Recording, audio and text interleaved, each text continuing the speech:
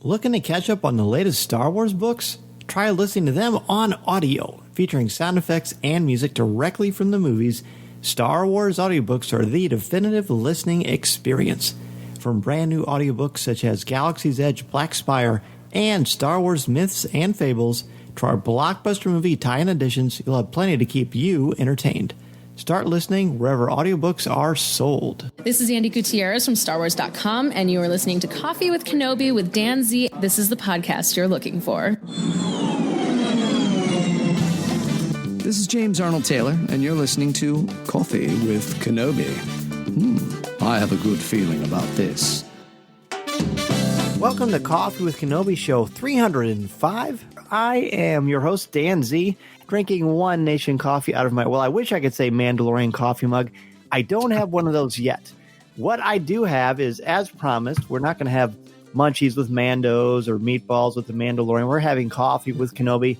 And on each show, until The Rise of Skywalker, we're going to be reviewing the most recent episode of The Mandalorian. The debut episode, of course, was on Tuesday. Disney Plus was a big hit. Disney stock went up. Servers went down. It was a great day. So I got to bring in some good folks, good friends of mine who love their Star Wars and are frequent members of Coffee with Kenobi. First, of course, is our CWK newsman, Tom Gross. Well, hello, everybody. It's great to be here, as always, and especially tonight, to talk Mandalorian. Oh, man, it's going to be fun. Speaking of fun, we've got our good friend. I'm trying to think of a clever nickname or surname for you, but I'm just going to call you Clayton. Clayton Sandell of ABC News joins us. McClunky. How are you? You know what? That I didn't expect that. That was great. That was hilarious. Oh, man. How are you guys? Hi, we are good, man. It's good to have you back on the show. Good to be here. I believe we all have seen The Mandalorian multiple times. I personally have seen it, 4.5 times. The half is because basically when he goes to the desert planet until the end, I showed that part to my son Mason because I didn't want him to see the beginning. I probably shouldn't have shown him any of it, but I showed him that part because I wanted him to see the ending, which, by the way, we are going to be talking spoilers. I know this is a spoiler-free podcast, and that's one of the reasons you come to the show. But we're going to assume that if you're listening to this one or subsequent ones that you have seen The Mandalorian and want to hear us dissect it. So there will be spoilers. That being said, I wanted Mason to see the end of the show because of the big reveal, and he did not disappoint. So I guess if real quickly, if I was going to rank The Mandalorian, the first episode, I would give it an A-, and I'm going to talk about why that is, and as well as why I was surprised by that. Clayton, I'm going to turn it to you. Let everybody know how many times you've seen it, although I know not everyone else does, and how you would grade this thing. Yeah, I've actually watched it probably 5 or 6 times now. In fact, I watched it right before we started this recording, and I would give it a solid B. I think it's a really solid first effort out of the gate. I think for me, the biggest thing is that this is just the beginning. It's like watching the first 20 minutes of Star Wars and trying to judge the entire thing. I got to see more of it before I render my overall verdict. But again, off to a good start, but I just want to see more. I need to see more. Fair enough. And Tom, what about you? I have seen it twice. The first time I saw it was early on Tuesday morning, and I have to confess, I watched it on my phone on the treadmill. So I don't even know if I can count that as one, but I do. And the second time I watched it was with my daughter. My 12-year-old daughter, and I'll talk a little bit about her reactions, as I'm sure you will talk about Mason's reactions. But so I've seen it twice, and our darts are hitting right around the center. I was going to put it at a B+. Oh, good. You burned a lot more calories than I did watching. That's for sure. Well, the first time. All right, well, let's look more closely. Let's just focus, I guess, on the first time you saw it. Clayton, what was the buildup like for you for The Mandalorian and then experiencing it? And did it deliver on everything you had hoped that it did? I have tried. I think I learned from the prequel era to not go into any Star Wars project with an expectation, because I think it just you end up getting disappointed. So I try really hard to not go into any of these things expecting or wanting a certain thing. I'm just sort of there for whatever the creators have come up with, and try to enjoy it. And there is a lot to love about this show. I mean, it looks fantastic. It looks terrific. There's a lot of little Easter eggs, both visually and audio Easter eggs that we can talk about that I loved. So I love those little nostalgic bits of it. It manages in 35 or 40 short minutes to go to 3 different worlds, which seems very Star Wars. Three different worlds that are all appear and look very different. And so overall, it was a great start. The areas where I felt like it didn't quite deliver for me is I want to see his face, and I don't know if I assume we're going to. I assume that an actor like Pedro Pascal is not going to get involved in a show where you're never going to see his face, because otherwise, why have him do it at all? He could voice over the character. So it was I wanted to see his face. It was very It was very wonky Star Wars in a way. There's a lot of talk of chain codes and chits and tracking fobs and, all of this stuff that, if you're not like working really hard to pay close attention, a lot of that just kind of flies by the uninitiated and the non-Star Wars fan.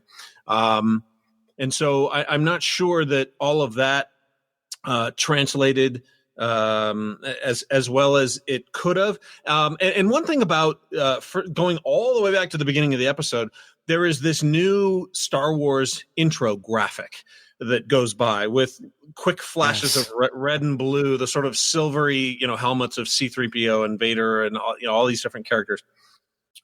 And I thought that was interesting that they put that there where they did, because it's almost like they felt the need to hit you over the head with the fact that this is Star Wars, because maybe to the casual viewer, to the casual fan or the non-fan, all of this stuff comes flying at you so fast that maybe it's kind of hard to follow in a way.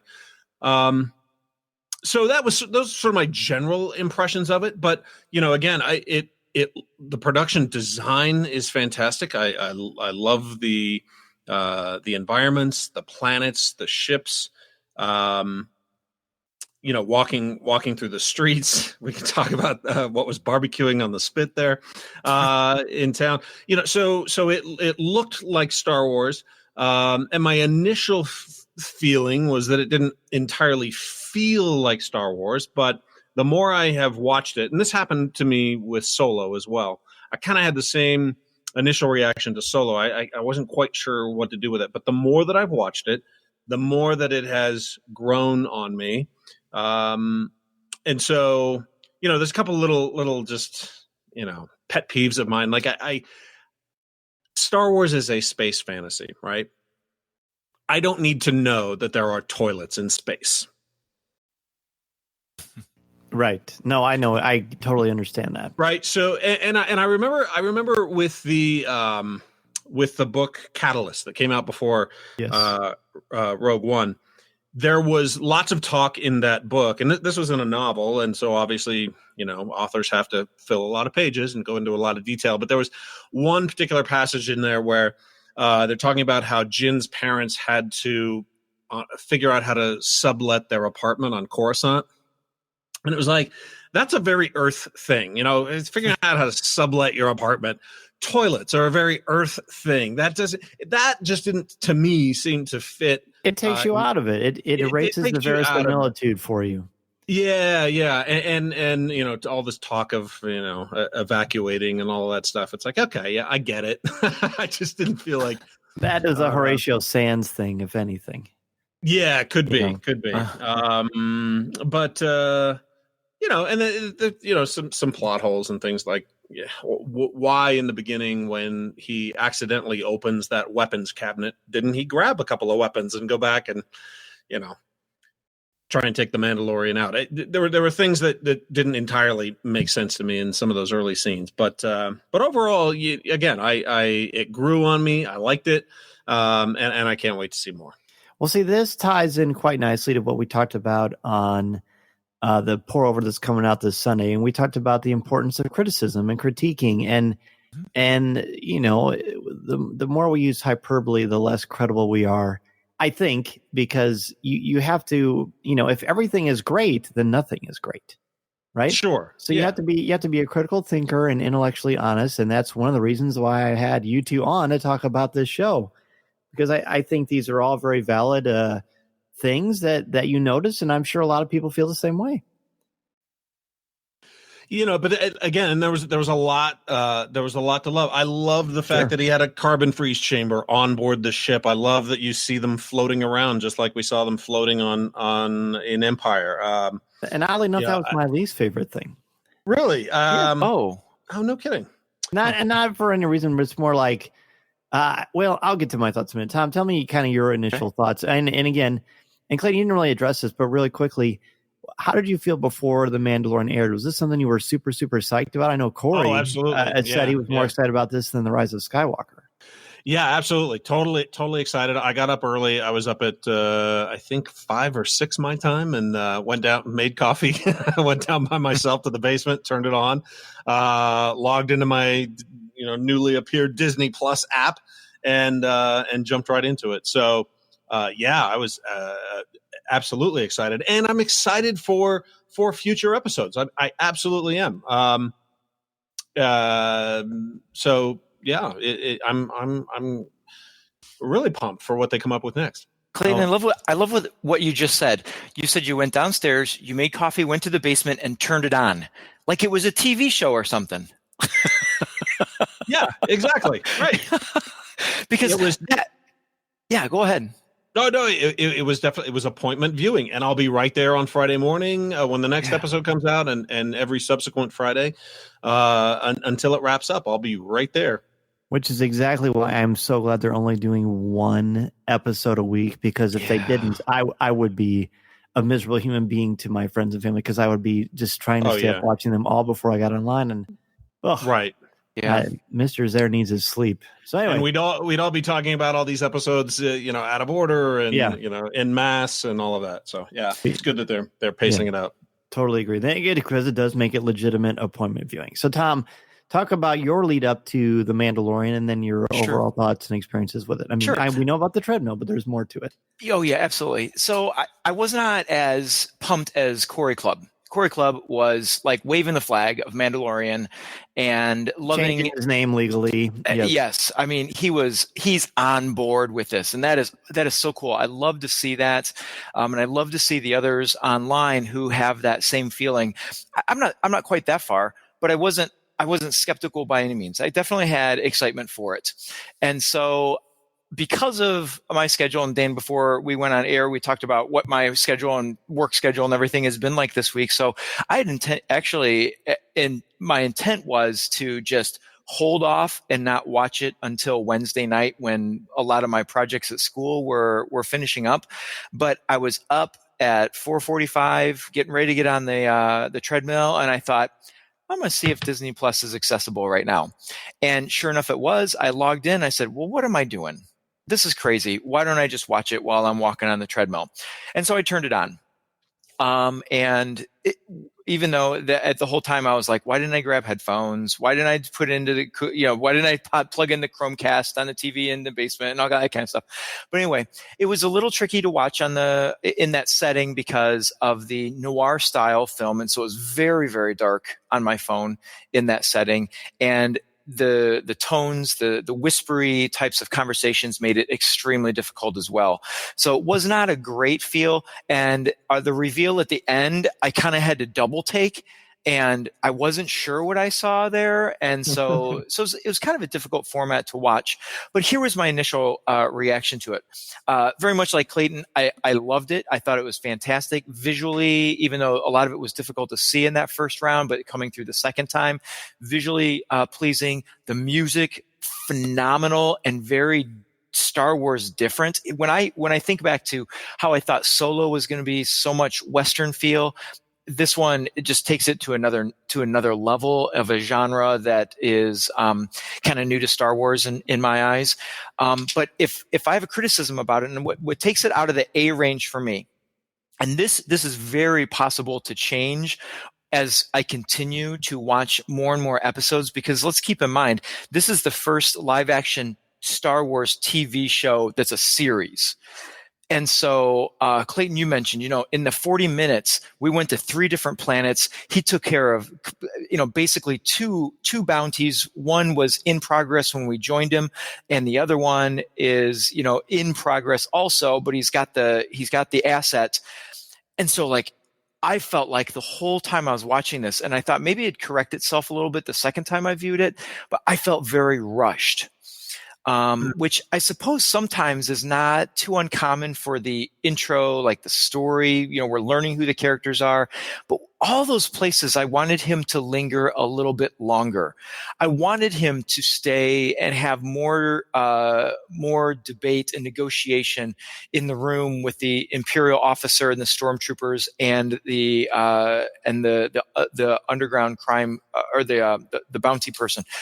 What was that? What would you call that person who is taking giving him the job?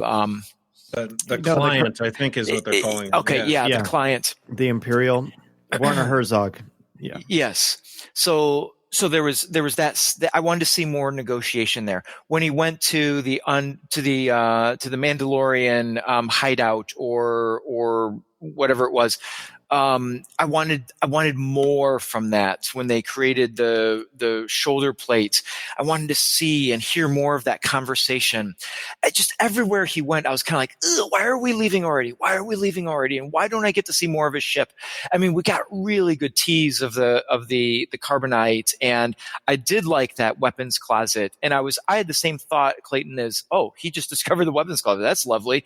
But he closes it right away, almost out of fear. So I don't know if that's how I took that one. That's just a very, very subtle characterization moment where the guy's a coward. Of course, he's not going to pull a weapon. Why does he have a bounty on him in the first place? He's obviously a coward. Look how he gets pushed around by those guys. He's not going to have to do that. So we got some peeks at his ship, but it wasn't a lot. And so I just felt very rushed. But again, I reminded myself, this is television now. Or this is a television format now. And so we're going to have quicker clips. And I remember feeling that way when I first started watching the Clone Wars, when I first started watching Rebels.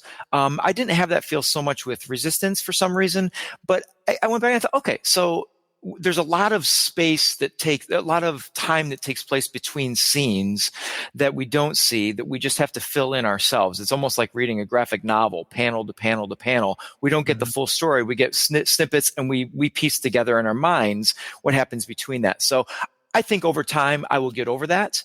I'm sure I will. But that was my initial reaction of that. But the things that I really liked about it, and I'll stay general here because I know we'll dive deeper in a little bit, but I loved the throwbacks, the comment about his ship being pre-Empire, the little, Clayton, you mentioned the noises that we hear that are from past experiences. I loved those things. I don't know why I was so excited by this, but in the end credits, when they do the concept art slideshow, oh my gosh, with that guitar, I mean, an unamplified acoustic guitar playing it's just like, oh, this is so cool. And so I just loved all of that ambiance that made me want to tune back in on Friday. Wow. I did love the throwbacks. I thought they were great. I loved the doors, when he knocks on the door and the Return of the Jedi door sentry comes flying out. That was fantastic. And the Gonk droid and The other throwback that I loved was just shows the perils of looking through macro binoculars, or in this case, a scope. Is when he's looking out and he sees these creatures, and then all of a sudden one pops right up, there. sand people style, right in the right. And right then the Garindin who summons kind of like the little Uber. Yeah, that was cool. Yeah, the sounds. I mean, the sounds were great. Having done The Force of Sound, which is available on abcnews.com, all of the cool sounds from the speeders to the Ravenak sounds like a Rathtar from the engine fail on the Razor Crest sounding like the Falcon hyperdrive going out, and the carbon freeze chamber, of course, and all of that stuff from is Matt doing all these? Matt Wood? He is, yeah. Matt Wood and David Acord are the sound designers, sound editors. Perfect. All right, so my experience with The Mandalorian, I've been talking about since April how I've been and I'm not trying to make a Star Wars pun, but I've been very lukewarm to this whole thing. Because I always knew about the 1313 and the Star Wars Underworld show that they supposedly had all these scripts and the Battlestar Galactica guys worked on and all this kind of stuff. That never interested me for a second. I don't really care about the underbelly. I care about hope. That's why I like Star Wars. I care about optimism. I care about, overcoming adversity and bullies and all the things that make Star Wars great. That's why I like Captain America more than I like Iron Man. I just like that aspect of it. So I thought this was going to be a little bit too of a dark lens for me to sort of get into, but it was Star Wars.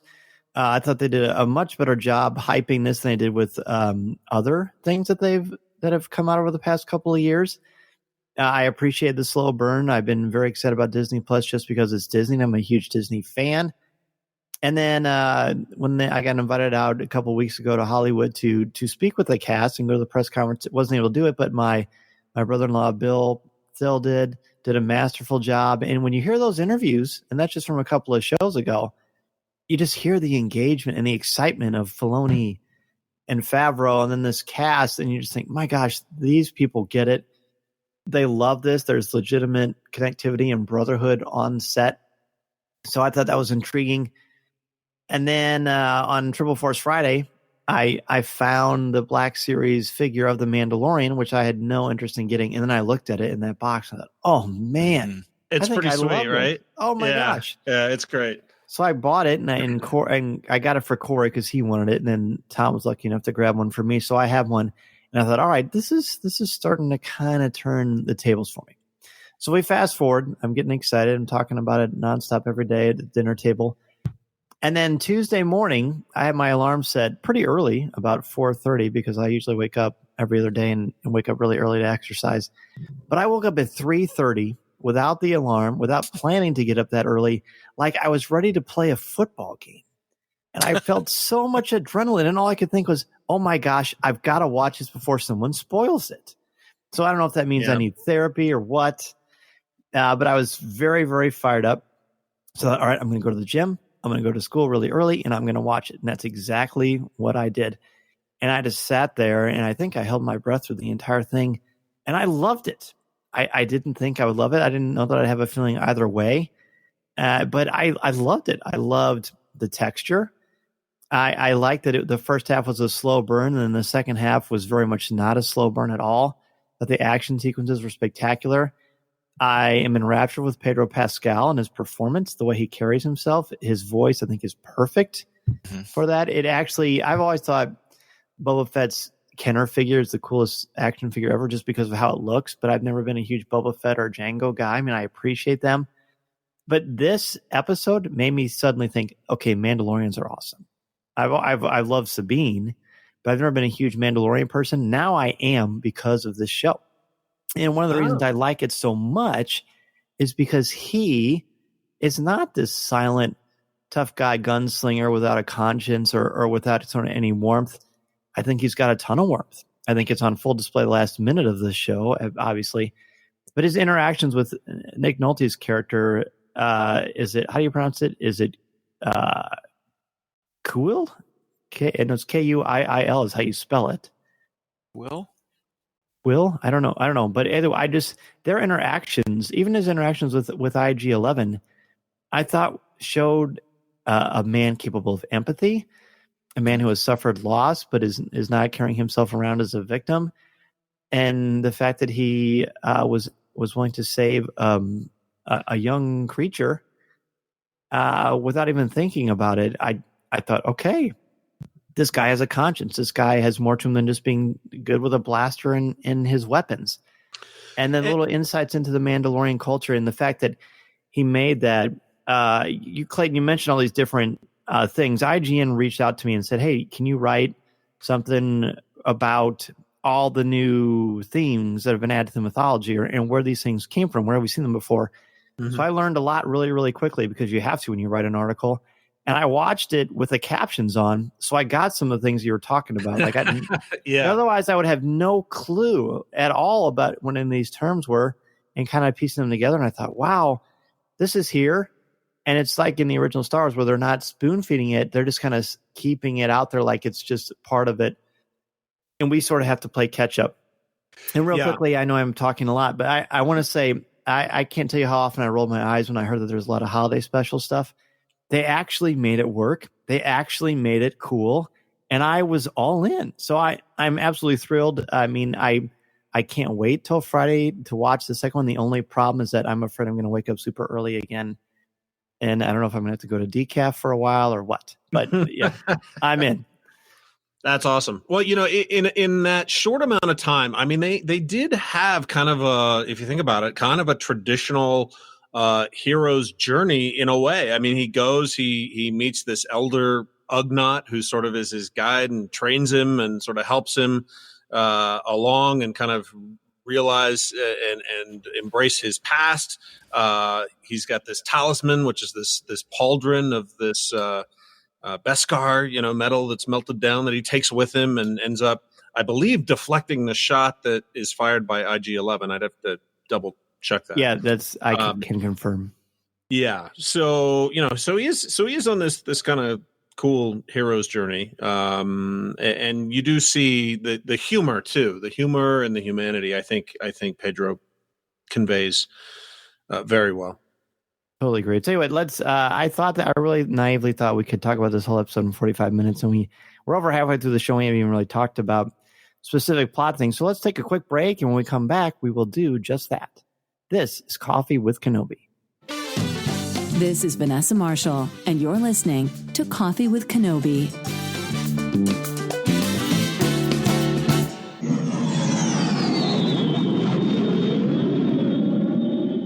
Looking to catch up on the latest Star Wars books? Try listening to them on audio. Featuring sound effects, top-notch narrators, and music directly from the movies, Star Wars audiobooks are the definitive listening experience. From Luke Skywalker to Kylo Ren to Admiral Akbar, you'll recognize all of your favorite characters. Listen to brand new stories in the Star Wars universe like Thrawn Treason by Timothy Zahn. Can't make it to Galaxy's Edge this year? Just listen to Galaxy's Edge Black Spire by Delilah S. Dawson and Star Wars Galaxy's Edge A Crash of Fate by Zoraida Cordova. With Star Wars audiobooks, you'll have plenty of Star Wars listening to keep you entertained. Available wherever audiobooks are sold. Speaking of Galaxy's Edge, I want to recommend for you MEI and Mouse Fan Travel. Their signature service and expert advice will help clients maximize their vacation time and dollar. Their no-cost, no-obligation quote when you use the service is totally amazing. It's helped me a lot. And they also proactively adjust a booking if the rate goes down. So they're going to save you some money as well. So they're going to save you money, and they're going to help your family enjoy everything Galaxy's Edge and the Disney theme parks and the cruise lines have to offer. Seriously, they're going to plan every detail for you, will help you all along the way, and can share invaluable tips. Be sure to go to our affiliate link, which can be found in the show notes on the front of our webpage or on our Twitter feed, and sign up for a free, no-obligation quote. You'll have the best vacation possible and help out Coffee with Kenobi in the process.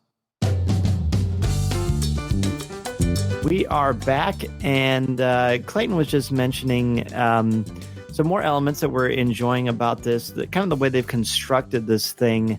As you just said, Clayton, sort of like his own little hero's journey. I thought it was interesting that the description on Disney Plus is that this is chapter 1. I can't remember a streaming series where we had it divided up into chapters or the episodes themselves. The Odyssey, the classic The Odyssey, is broken up into books, even though they're really chapters too. So I think there's something mythological and interesting there. But let's just kind of break it down a little bit. What specific plot points or character moments do you want to discuss with the rest of the show? And Clayton, feel free to start. Well, let's talk about just the tonally how different it comes off. I will say that this is probably the first Star Wars project ever where I would actually caution parents before they sit down and watch it with their young kids. Yes. It starts off with a guy who walks into this bar and cantina and immediately knifes a guy in the back and then cuts another guy completely in half. Yeah. And you could say, well, we were severing limbs in A New Hope. Well, that was with an imaginary laser sword, and that was a little more fantasy based. This starts off it's gritty, very gritty. So and that's on display from the very beginning. So that's what stood out to me immediately is this is not your 1977 Star Wars by any stretch. No, but they took it just far enough, because I was surprised to see PG and a little bit relieved. But as I said at the top of the show, that's why I didn't show the whole first 15 minutes to my son, because I just didn't want that kind of stuff in his brain. At the end was a little more actiony and a lot less cold-blooded, I guess, if you ignore what happens at the very, very end. Mm-hmm. But I get that. Tom, what about you? Well, I have to say this. It took a turn that I was not expecting. And I love that you mentioned that about the opening and how violent that is. And one thing I love about the character of the Mandalorian is he's so far he has not been. He's surprised me along the way. The way the show opened up with that very violent cantina scene was kind of what I was expecting. But then when you put that in context of how the show ends, and the very last image we get of him reaching into that hover crib or whatever it is, you see so much compassion for him. And so I suddenly, Dan, you were the first person I thought of when he turns to Nick Nolte's character and offers him the money. I thought, this is hope. This is a guy who, yes, he's a bounty hunter. He's ruthless with the ruthless, but he has a heart, and he's compassionate toward those who he sees to be fair and kind. And this gentleman, or this Ugnaught, is kind to him. And so he returns that kindness, and he's not cold, and he's not heartless, and he's not, using people. He's trying to do the right thing. So that was really surprising to me plot wise. And I saw, and I tried to stay away from social media and turn away from anything that I saw over the weekend that had anything to do with the Mandalorian. And I knew that they didn't show previews, so I wasn't expecting to get any legitimate spoilers, but I just didn't really want anything to sway me. And in setting that up, I completely forgot what I was going to say. So I'll move. Sorry about that. What was it I was going to say? Well, anyway, something profound, undoubtedly. Yeah, I'm sure it was. It'll hit you at 4 a.m. Yeah. Right. It'll come back. But so I don't know. I thought that plot wise, it went someplace. Oh, I know what it was. Is I did happen to catch that there was going to be something very earth-shattering to the Star Wars universe.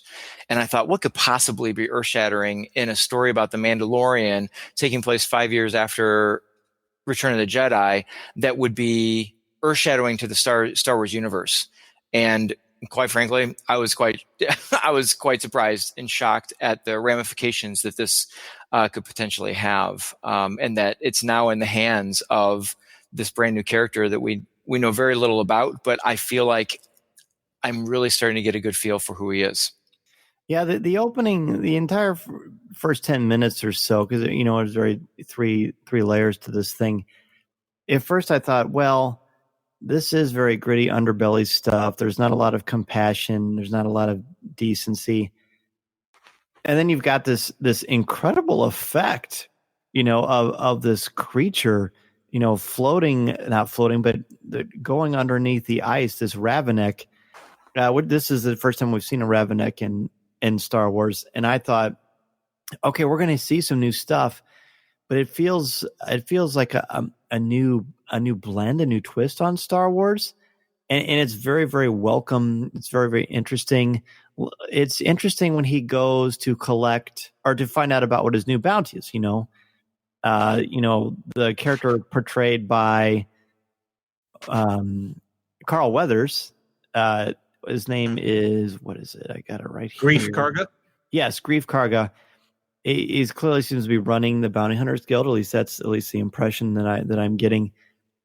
Sends him over to the Werner Herzog character, where things get really interesting because he goes into this play. This is basically the entire sequence where he makes this deal.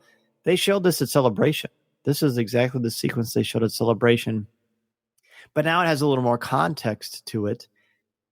And this is when you start to see, I won't say a crack in the Mandalorian's armor, but I will say a little bit of humanity because while he clearly, like you said, Tom, what do you say? He's ruthless with the ruthless, or however you put it. I'd like that. Yeah. But when he's in with the Empire, and obviously the Empire, I mean, even the Stormtroopers, they're covered in dirt, usually to make them pristine. You can tell they've been through a lot, and they're gritty, and they're irritable. It's just 4-1. I like those odds. But the Stormtroopers are like kind of ravenous. They're sort of very on edge. And the Werner Herzog character clearly is not a nice man. And just his voice is very chilling. But you can tell that there's something more going on behind the scenes. And I think that is where I started to sort of buy into this character, because I thought, all right, he's not just some ruthless, bloody gangster. He's trying to survive. He's got his reasons, which we see when he goes into that little Mandalorian, not cove, but just little area of town. And I think that's important. Mm-hmm. Clayton, anything about that sequence grab you? Well, it is cool that if you haven't seen it, one thing I did do a few days before The Mandalorian premiered is I did go back and watch Fistful of Dollars. And if you haven't ever seen that, it really does. There's a lot of DNA from that movie in The Mandalorian, especially in the character, sort of this man with no name, this, ruthless gunslinger who has a heart and a sense of wanting to right injustices and things like that, all the way down to there are scenes almost taken directly from that movie. The one the biggest one that stands out to mind is when the Mandalorian gets on that floating blaster cannon at the end, that sort of Gatling gun version, Gatling gun inspired laser cannon thing, and just starts blasting everybody. That is almost shot for shot taken from a sequence in Fistful of Dollars. And it's really, what a good catch. Cool. I hadn't thought about that. Yeah, it's kind of a cool thing to go back and see just how the filmmakers were influenced by that movie, and that's what Dave does. He did a ton of stuff in the Clone Wars. It's great. They know what they're doing. I mean, it's terrific. They know what they're doing. They are working these influences in.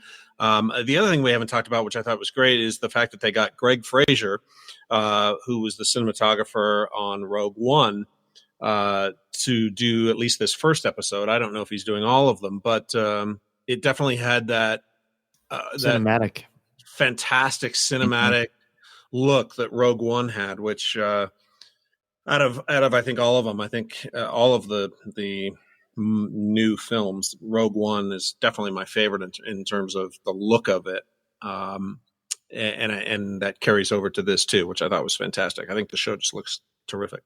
It was completely gorgeous and very cinematic in scope, and every time because there's a lot of tough lighting sequences in this one, and the way it was handled, I thought was incredible, very, very impressive. And I kept thinking over and over, and again, the interviews that Dave and John did, which we had on our show a couple of weeks ago, where Dave Filoni would flat out say, "Look, before I would have an idea for a shot, but now I have a DP who says, well, that's a great idea, but the sun's going to go down." So we have to think about it this way. And which before he could just do it, on a computer.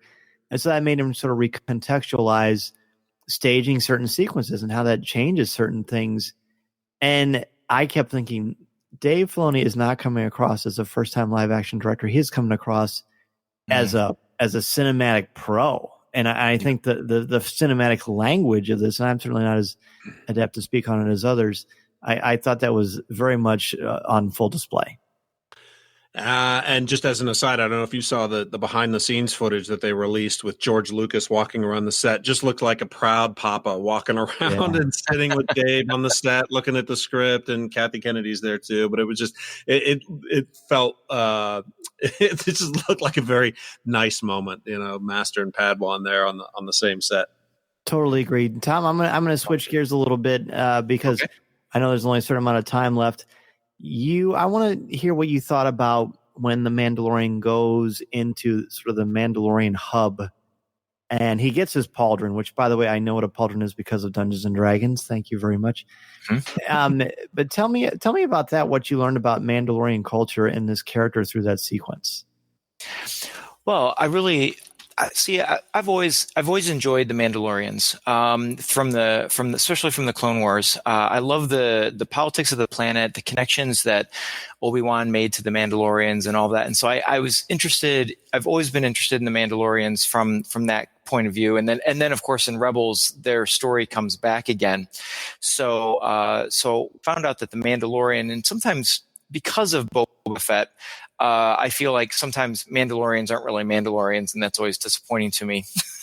But here, when he walks into that area, and he has that piece of metal, and I forget what it was again. You both have mentioned it. Beskar steel, and he comes in and it has the Imperial insignia on it, which to me is important because it talks about, it tells a bit of a story about the fall of Mandalore. And then he has the conversation, and do we know who that character is that he's talking to? The Werner Herzog character? The woman. I'm talking back at. Oh, they have talked about it online a little bit. Okay. But she isn't mentioned in this one as far as. All right. Yeah, I mean, I can tell you who it is if you want to know. But she sits down. No, that's okay. I can wait. Okay. She sits down and they discuss, the importance of having that. And I found that to be so fascinating.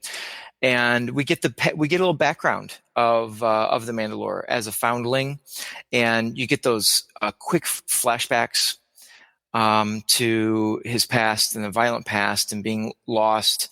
And which I think, again, it helps to build that character so well. And thing that I wasn't 100% sure on is, so she makes the shoulder plate, and she says that there's excess there. Oh yeah, that was cool.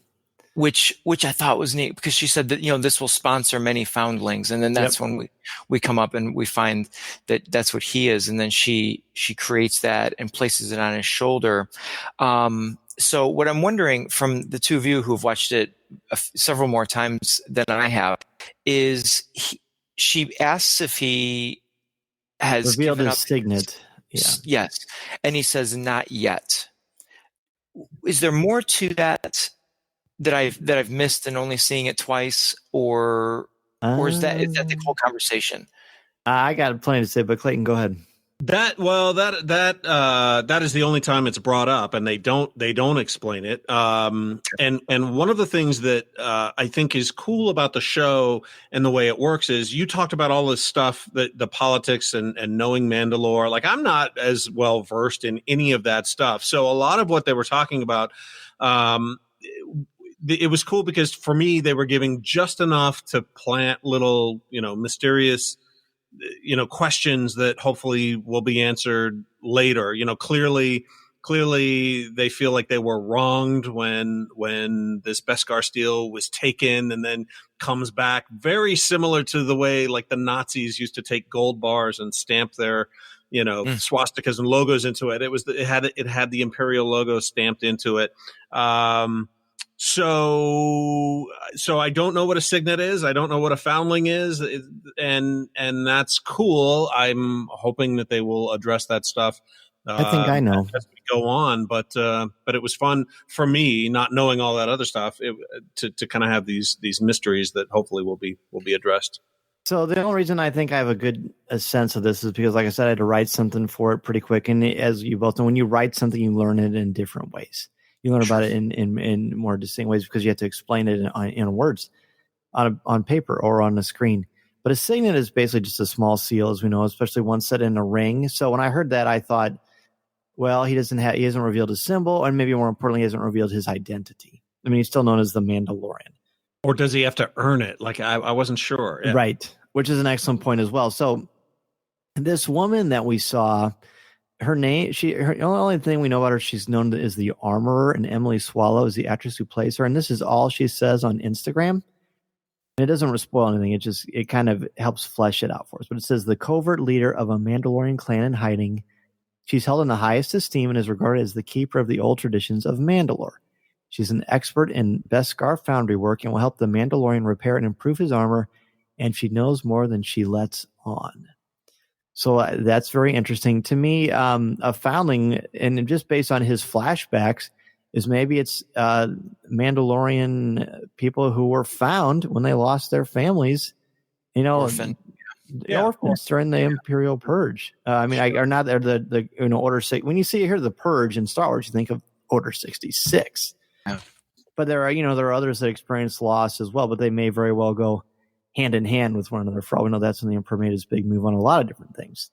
Yeah. Mm-hmm. So that I think there's a lot of great stuff here. Again, the fact that they're showing us stuff about the Mandalorian culture, even showing that symbol on that door frame. You see when they were walking through, it almost looked like there was Boba Fett's armor, like kind of watching him as he walked by, and it was pretty dark. And I think that's sort of the easy grab to say that. So I have no idea, but we are going to learn more and more as it goes on. And like you said, Clayton, it's almost like he has to earn back or earn pieces of his armor, and because Beskar apparently is like sort of the Star Wars answer to vibranium from the Marvel universe, huh? Right. Can take on or at least deflect a lightsaber blow, even. Right. Apparently. Yeah. Very true. So we've got two major things we need to talk about still: the Nick Nolte character, and then the very, very end. And we haven't even mentioned IG-11, which could very easily have stolen the show. Taika Waititi was great. And just seeing that assassin droid move around. I mean, how many times have we looked at our IG-88 figures from The Empire Strikes Back? I thought they were cool, but does this thing even really move? Well, this thing really moves. I know the action figure has to add a couple of axes, I think, to make it work. Yes, for sure. So where do you want to go first, Clayton? Nick Nolte's character was cool. I mean, I think he just provides the voice, but boy, the mask sure does look like him. And he like I said, I think he was sort of the served as the wise old guide in the hero's journey archetype. I think he was very mentor.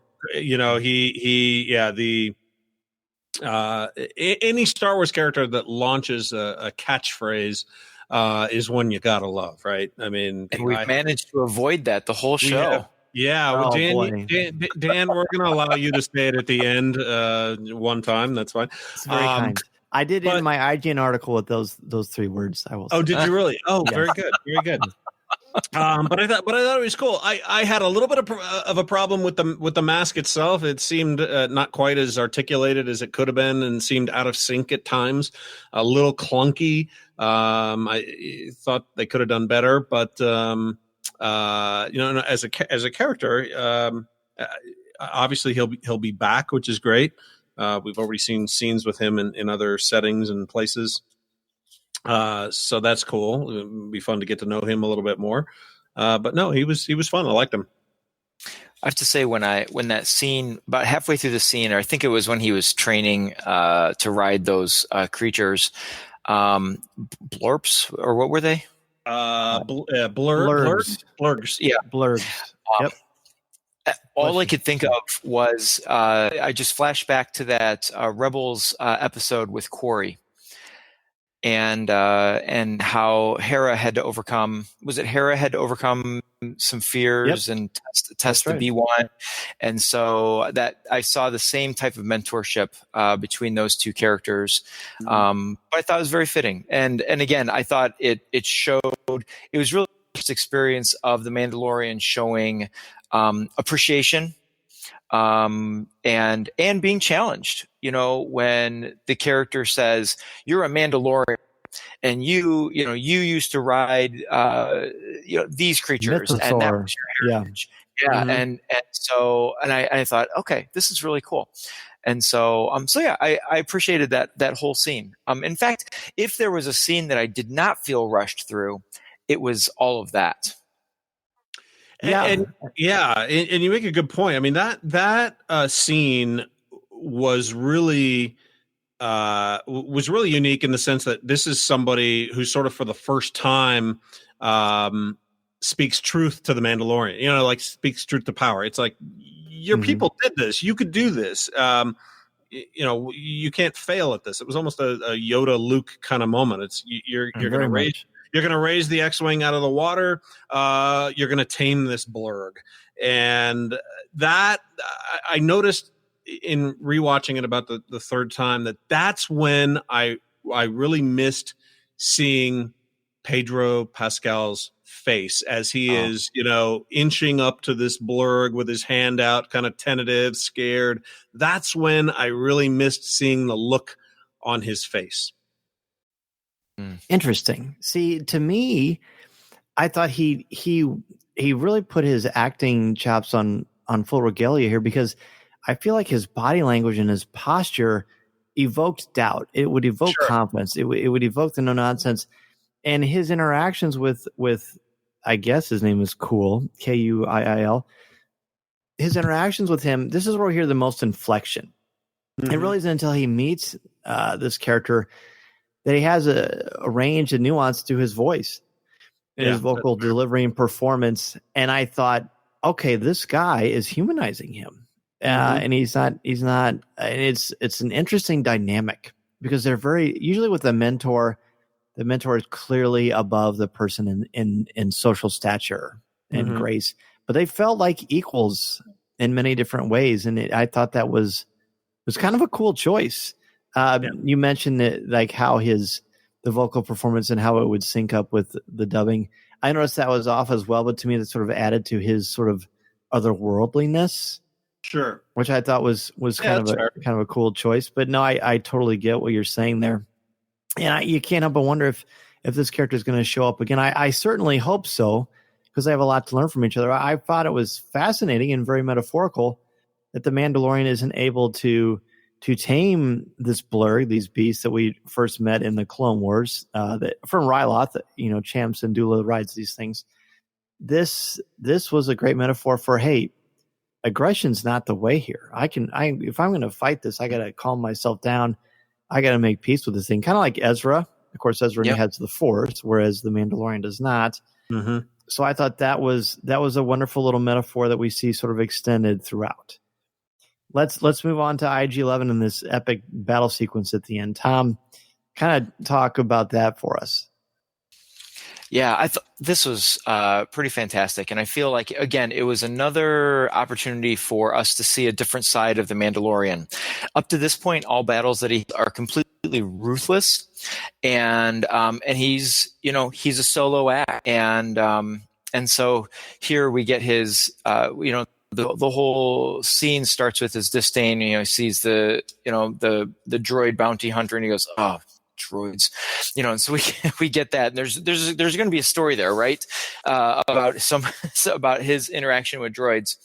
But what we see here is, first of all, his easy willingness to not go to and to not try to compete with IG-11, but to work with IG-11. So I found that to be interesting. I was really surprised at his willingness to split the bounty. So we see that the bounty is more important necessarily than in his eyes, to complete a job is more important than the wealth of the job. So I think that says something about him. But what I really appreciated about this is there was so much character that came out between actually both of them. As robotic as IG-11 is, he was still amusing. And some of my favorite moments were when they were trapped and IG-11 says, my protocol is to establish the self-destruct. And he keeps saying, don't self-destruct, stop this. And at one point he's like, stop it. And so happens 3 times, actually. Yeah. And so you see a lot of character come out of the Mandalorian in that battle. But you also get, he's ingenious and he comes up with a creative way to take control of the Gatling gun. And I can't wait to see, I wrote down a fistful of dollars here to go see and see how much this battle reflects that, because it did very much have that Western feel. The protagonists are very overwhelmed, but find a way to overcome overwhelming odds from the villain. And so we get that. That is so spot on, by the way. That A Fistful of Dollars is part 1 of a trilogy of the spaghetti westerns that Clint Eastwood did for Sergio Leone. The second one is for a few dollars more, and the third one is The Good, the Bad, and the Ugly. Hey, Clayton, I was wondering, where is there a streaming service that carries that, or do you just have a DVD of that? No, I went to Amazon Prime. Had it for you could rent it for $2.99 or whatever. Yeah, I have it on VHS if you want to borrow it. I'm into the attic and dust off the VCR. Yeah, I was going to say it'll cost you $300 for a VHS player. Yes, but other than that. So yeah, I really liked how that battle goes in comparison. Again, we go back to the beginning, and I really feel like that opening scene, as violent as it was, really gave us a lot of original feel for who the Mandalorian is. But everything after that shows depth to his character, and it's a similar kind of battle, overwhelming odds, even though 4-1 are odds that he likes. This is definitely not 4-1 odds, like 40-1. Yeah it kind of that very much, that and him taming that blurg reminded me of the Lone Ranger, actually, and when the Lone Ranger tamed Silver. So like you both are saying, it evokes a lot of the old Western motifs, but it doesn't feel forced or like a gimmick. It just feels like an authentic part of the storytelling process, which was nice. All right, so let's move on to the end. Clayton, why don't you be the guy who lets us know what happened? Because I'm excited to find out. Well, I will say, as he walked up to what looked like, maybe it's because I have a 6-year-old, and so this wasn't too far in my past, but I knew instantly when the shape of that sort of bassinet carrier thing popped up that clearly it was going to be some sort of infant something. But boy, I did not see that coming. I did not. And was pleasantly surprised that they kind of went there, and it immediately changed the tenor of the entire previous 35 minutes that we had watched, and I knew immediately that this is going to take us in a direction that I did not expect. I mean, it's now like. Now I'm forgetting the name of the movie. The Natalie Portman's first movie. Oh gosh. Yeah, exactly. It's going to come to me at 4 a.m. Or it reminds me of Lone Wolf and Cub too, the graphic novel. Okay. Yeah. Right. Yeah. Right. It gave me hope for this being a rather complex story, because now this is something that. It's like 3 minutes. The Professional. Right? It's like The Professional. Thank you. So now this is going to take the Mandalorian into sort of uncharted territory for him and the rest of us. So it's very, very exciting. And when I did the same thing, I showed my son Alex that scene, and I had walked upstairs to grab something while he was watching it down in the living room, and I hear down from the living room, he goes, "Baby Yoda, Baby Yoda!" I was very excited. Yeah, when I showed Mason, he probably spent the next 10 minutes talking about how much he wished he had a Baby Yoda. Yeah, and he would love to give it a hug. And do we have a stuffed animal Baby Yoda, Daddy? And no, we don't. But I'm sure that Batu will have one very soon. Because seriously, is there anything? I mean, cuter? I mean, obviously it was a puppet, I would assume, but what an incredibly gorgeous looking puppet. I mean, that could have been a real joke. And it turned out being an incredibly powerful moment of pathos. Talk about humanizing the Mandalorian even more. Yeah. And how could you not think of Michelangelo in the Sistine Chapel when you see the two fingers touch? Yeah. I mean, that's, talk about creation and two powerhouses meeting. I thought it was so, the way that that Filoni framed that, and you kind of see the background of the ears popping up. I kept thinking about E.T. as far as that feeling of childlike innocence meeting something that isn't human, but is humanistic, and it brings out the best in humanity. I thought it was a bold move, a move I didn't expect, and I was just so delighted with it. And when I've had the good luxury of showing it not only to Mason but to my students, and the gasps and the looks that these 18-year-old boys and girls give each other of just pure delight and joy. I'm telling you guys, it gave me goosebumps. And I think that's one of the reasons I like this episode so much. Man, I never had a teacher as cool as you. That's awesome. Hey, you're welcome to come anytime. Thank you. Tom, what about you for this one? Yeah, so I knew what was coming, and so I'm sitting. My daughter's across the room on the couch watching, and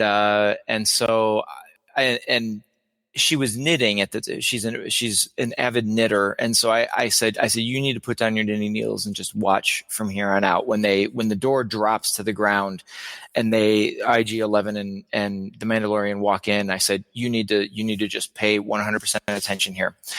And so she knew something big was coming, but my eyes were glued on the TV. I did not miss the moment, because this was going to be the first time where I actually saw it clearly. Because remember, the first time I was on my phone, and so I thought I saw what I saw and confirmed it more person to person rather than going back to looking at the video. So I wanted to see it. I felt like it was kind of the first time I was watching this moment as well, and what I was expecting was my 12-year-old daughter has this kind of uncontrollable affinity for the tiny. And so anything she sees that's tiny, I mean, it doesn't even have to be something that's cute. If it's just tiny, you would expect it to be. Like, there are some mini ketchup bottles. Have you ever seen those little tiny ones?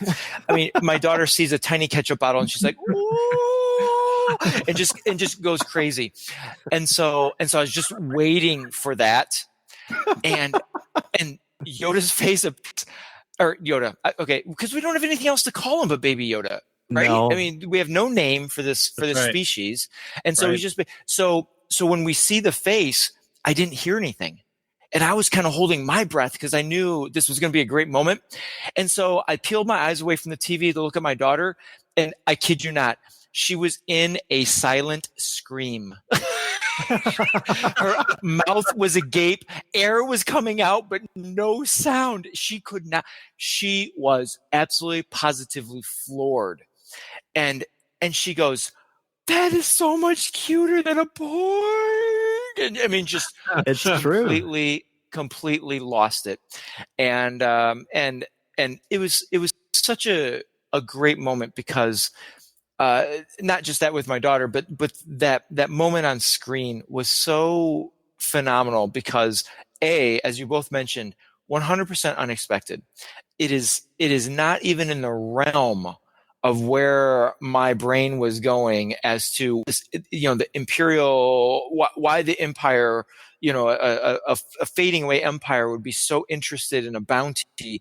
I couldn't imagine what it was going to be. I mean, it was so out there. I was expecting, I don't even know what I was expecting. Imperial defectors, something like that. I don't know, or an artifact of some sort.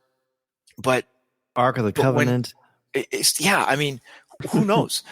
And so when it was this, like, so many things in my head, like I can see why okay, this makes sense. It's rare. It's, has, the only other two that we know of this species are massively powerful in the Force, from Jedi Master to Jedi Council. And so, several things like from that realm wrapped through my brain, and all while at the moment being completely sold on the adorableness, which I just made that up, of this moment. And then when he puts his finger and the baby's finger comes up, just, and then they followed it up with that concept art in the in the credits, which I thought was magnificent. Absolutely masterful. Well, I don't even like regular ketchup, let alone baby ketchup. And I thought I had a silent scream myself. You don't like ketchup? So, guys, wow, this turned out even better than I thought, much like The Mandalorian itself. Undoubtedly, people are going to want to talk to you about The Mandalorian and ask you questions and see all of your great work. So, Clayton, let everybody know where they can find you. And by the way, thank you so much for coming back on. Yes. Anytime. Just say the word. People can find me mostly on the Twitter at Clayton_Sandell. And on abcnews.com, of course. You have spoken. Yeah. There it is. Indeed. There it is. And Tom, what about you? Oh, you can catch me on Twitter at Draftline, DRAFTLINE. Hey, drop me a little bit more of your thoughts on The Mandalorian. Send me an email, tomg@coffeewithkenobi.com. And you can, of course, find me each and every week on Coffee with Kenobi. You can talk to me on Twitter at Mr. Zer, MRZEHR. Check out my blog I just wrote for IGN about different phraseology and terms that were added to the Star Wars lore through the first episode of The Mandalorian. And of course, be sure to check out our Patreon page, patreon.com/coffeewithkenobi, where you can hear the exclusive CWK pour over each and every Sunday, hosted by myself, Tom Gross, and Corey Club for just $5 a month. And 10% of your monthly donations go directly to the St. Jude Children's Hospital. Thanks again, Clayton and Tom, for joining us. We will be back next week to talk about the second chapter in The Mandalorian. Until next time, everybody, this is the podcast you're looking for. This podcast is not endorsed by the Walt Disney Company or Lucasfilm Limited. It is intended for entertainment and informational purposes only. The official Star Wars website can be found at www.starwars.com. Star Wars, all names, sounds, and any other Star Wars-related items are registered trademarks and or copyrights of Disney and their respective trademark and copyright holders. All original content of this podcast is the intellectual property of Coffee with Kenobi unless otherwise indicated. This is the podcast you're looking for. There's no one here. Move along. Move along. Looking to catch up on the latest Star Wars books? Try listening to them on audio, featuring sound effects and music directly from the movies. Star Wars audiobooks are the definitive listening experience. From brand new audiobooks such as Galaxy's Edge, Black Spire, and Star Wars Myths and Fables, to our blockbuster movie tie-in editions, you'll have plenty to keep you entertained. Start listening wherever audiobooks are sold. I have spoken.